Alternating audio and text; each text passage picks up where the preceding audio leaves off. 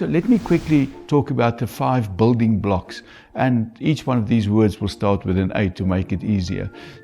The first building block is the building block of acceptance, because when I'm accepted at a group, it brings security.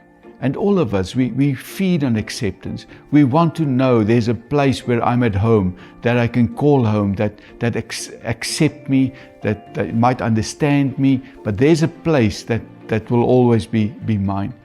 It's an incredible scripture in the Bible, in Romans 15 verse 7, that says, let us adopt each other or accept each other as Christ has adopted us to the glory of God.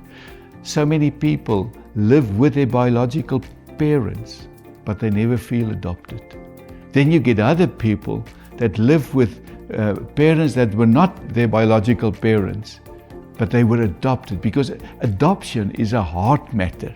It's not just a physical matter. So we are there to cover each other's mistakes and weaknesses, because if we don't do that, the spirit of competition and achievement will start growing, where I will show you I'm better than you. I'm in competition, and jealousy will start because I do not feel accepted. The second building block is the block of appreciation, because appreciation says, I tell you what you mean to me. I tell you what value you add to this relationship, and that brings a sense of significance.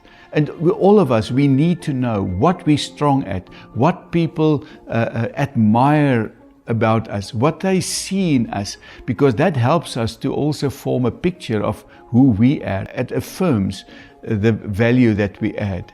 Because without appreciation, the spirit of accusation will start growing, where we say, if you don't tell me what I mean to you, I'm going to tell you what I mean to you. After everything that I've done for you, this is how you treat me. And you see in so many relationships how it deteriorates because there's not a spirit of appreciation. The third building block is the one of availability, the one of giving time. Because if I put you in my diary, when I spend time with you, it provides a sense of worth. One day my young boy, 4 years old, started stuttering. And I went to a speech therapist asking them to help me, and she said, do you look him in the eye when you talk to him? And I realized I can't do it. My life is too fast, and he's too slow, and he has to run after me, daddy, daddy, daddy, and I don't have time to stand and listen to him. And I had to stop, go on my knees, turn around, look him eye to eye, and allow him to speak his heart to me. And in a moment, that changed. How many of your teachers never see your children's eyes? They only see your backside as you stand in front of the blackboard.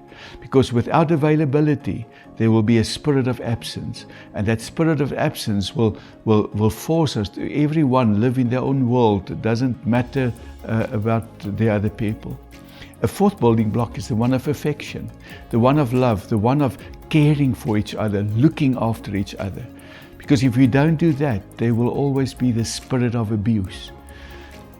It's such a pity that society has been robbed of the power of touch, because there's so many negative connotations about that. But we need that.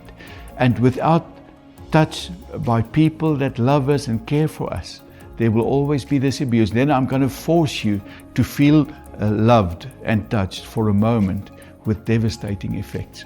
The last building block is the one of accountability, that says, I have decided to take responsibility to you, but also before you. So I am here to tell you that I look after you, I care for you, and I respect you. And because of that, when I make a mistake, I will ask you to forgive me. Can a teacher or a parent or a leader admit their mistakes? Definitely. I think the power of vulnerability before your people is one of the biggest strengths that you as a leader can have. And you will see how they will forgive as well. So just a quick summary. These building blocks, if there's an absence of acceptance, it will lead to competition and comparison. Absence of appreciation will lead to accusation. Absence of availability will lead to a spirit of absence. Absence of affection will lead to a spirit of abuse. And the absence of accountability will lead to a spirit of apathy where nobody cares about the other people. Peter Beidler has written this wonderful piece. He said, I teach because I see people grow and change in front of my eyes. Being a teacher is being present at the creation when the clay begins to breathe. Nothing is more exciting than being nearby when that breathing begins. I teach because being around people who are beginning to breathe, I occasionally find myself catching my breath with them.